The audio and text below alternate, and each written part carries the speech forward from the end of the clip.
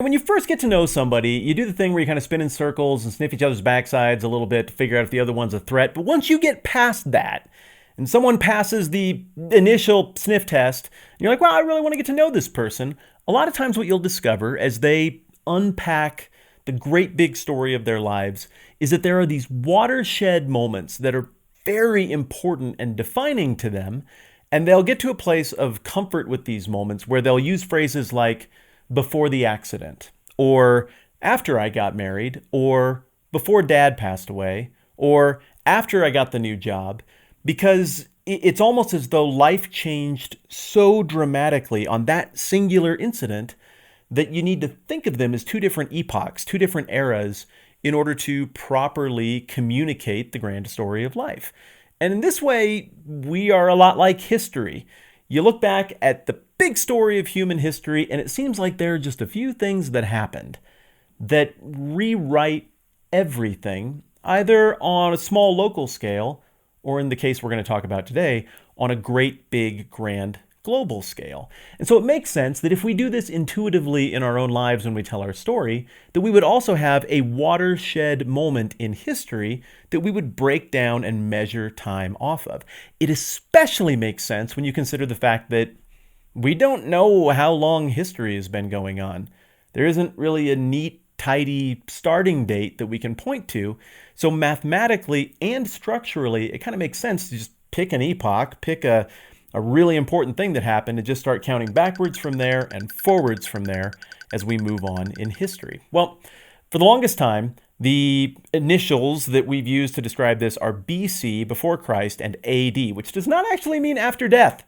I thought that for a very long time and repeated things like that in official capacities for quite a while until someone pointed out to me it means Anno Domini, which is Year of Our Lord. But you're paying attention to the world, and you've noticed that there's a new pair of initialisms that are used to signify the part of history that counts backwards and the part of history that counts forwards. And those are BCE and CE, or before the Common Era and Common Era.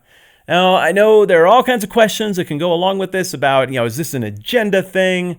Do people want to root Jesus out from history and rewrite everything? I think there are a lot more considerations than that. So rather than doing a video where we get worked up about pitting one side against the other, let's just step back, look at the big story of history, and just consider, how do we count years? How have people counted years in the past, and what makes sense for how we're going to count years moving forward? I'm Matt. This is a 10-minute Bible hour. Let's talk about BC/AD stuff.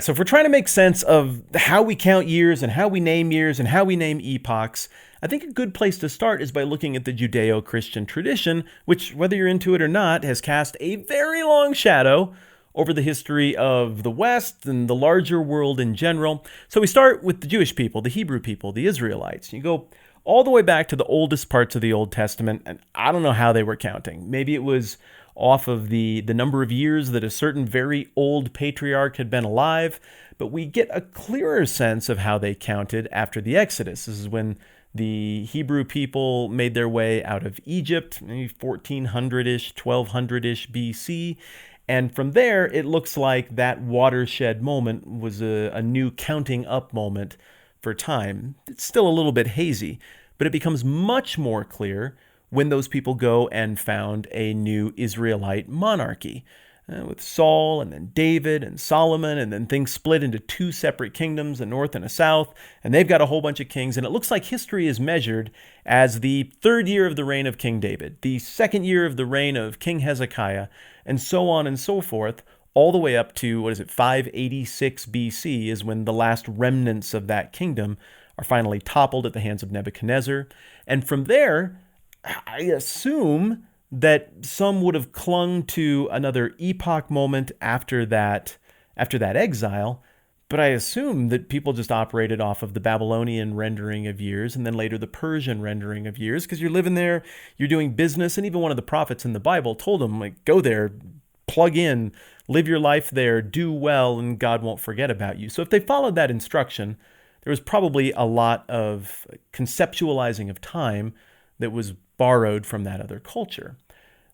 But under the Persians, the Jewish people are allowed to return and govern themselves to a certain extent.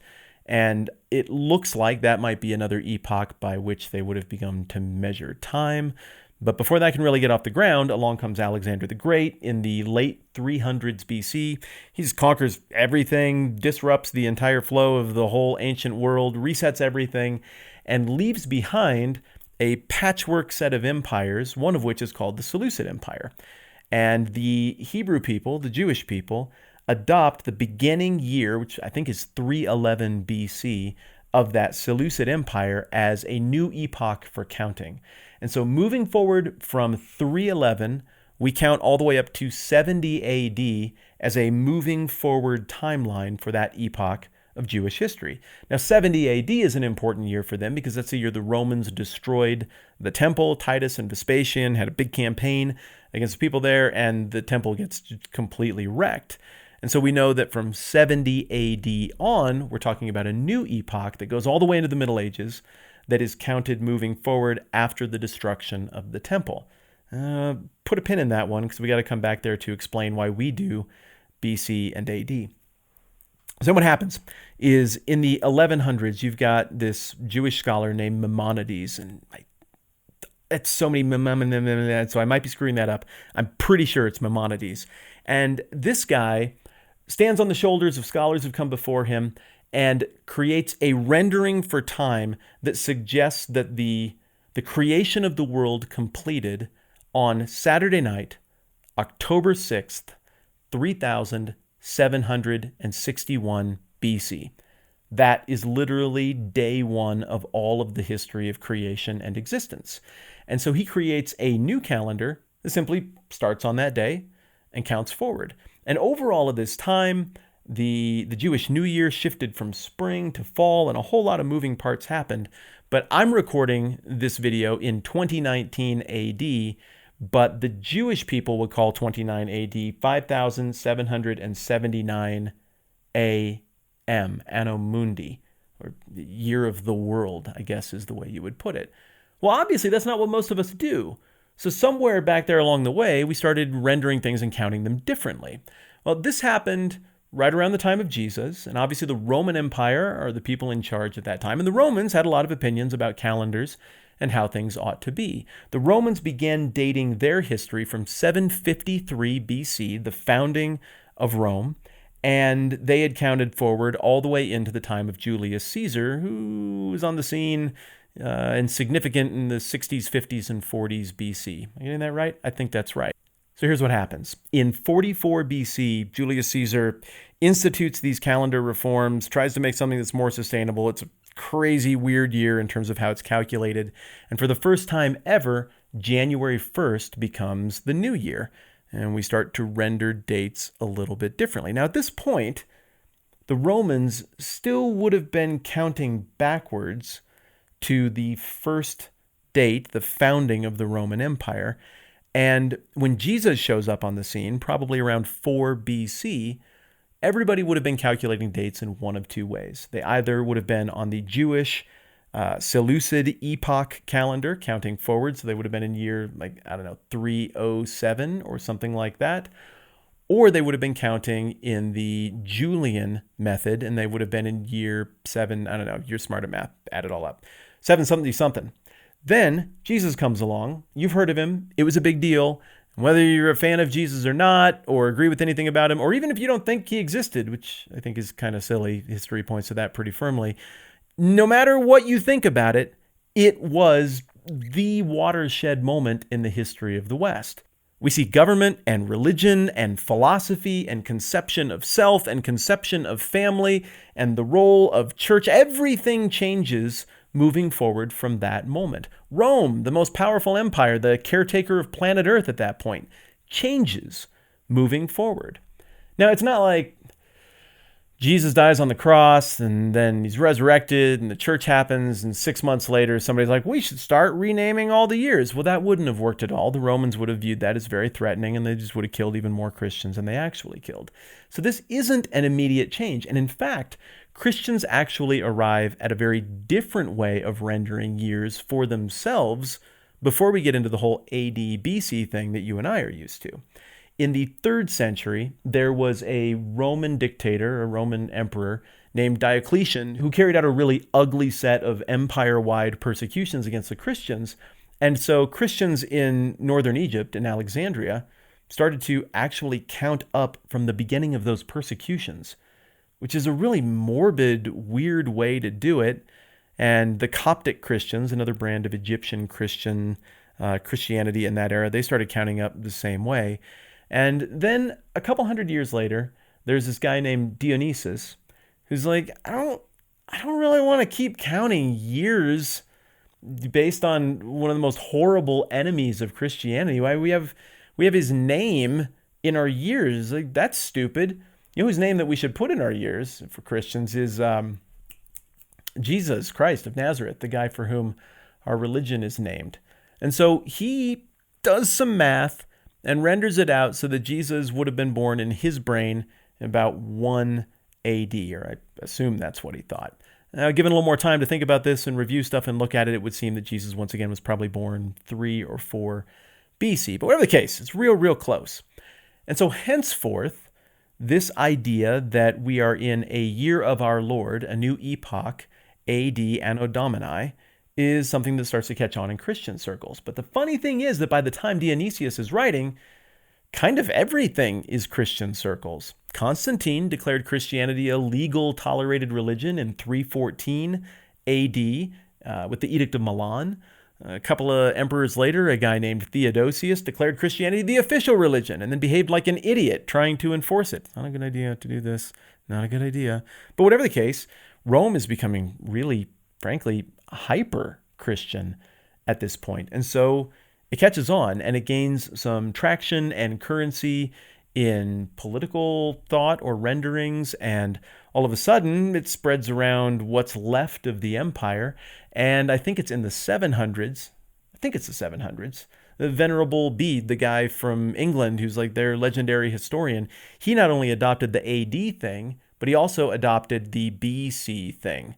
Well, we need something to call the years that we now count backwards from there. It doesn't work to have like, well, we'll do the Roman rendering up to here, and that counts up, and then we'll just count up again. We'll just count forward, and we'll count backwards, and that should account for everything.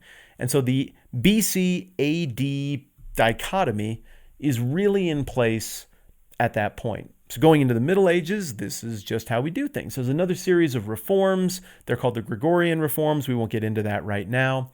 And well, I don't know, 700, 800, 900 years worth of time get dominated by BC AD. But we start to see in the writings of Johannes Kepler the beginning of some variant abbreviations for that same pivot point, Jesus' birth, but with just a different way of describing it. And some people start to use the term the vulgar era, or, well, vulgar now means like swears and stuff. Back then it meant common. Oh, I see what's happening here. Now, some people will start to refer to the post-Jesus thing as the Christian era, the age of the church. But eventually what happens is we just see it pick up momentum in the 1600s, the 1700s. By the 1800s, you're even starting to see the common era, Christian era language being used interchangeably with AD, BC.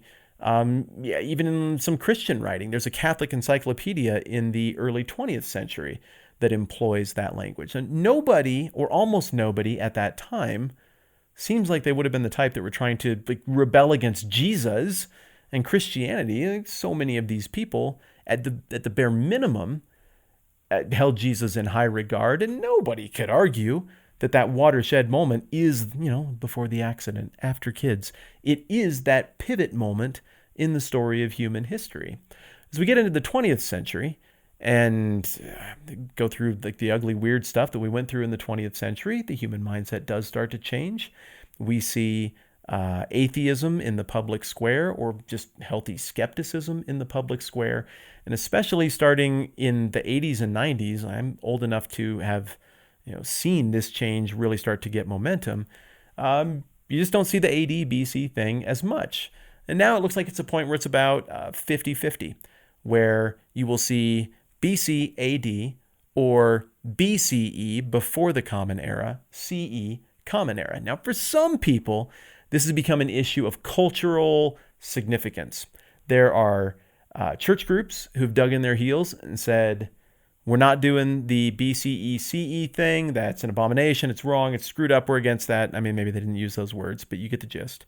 There have also been some progressive groups who would express out and out offendedness over using BC and AD. So what gives? Does this even matter? Does it affect anything? Is it some kind of slight to Jesus? Is it a rewriting of history? Is this the same thing as, pulling sculptures down of people we don't like? Or is this just a common sense move as the world becomes more global? Well, guess what? It's time for some opinions from me.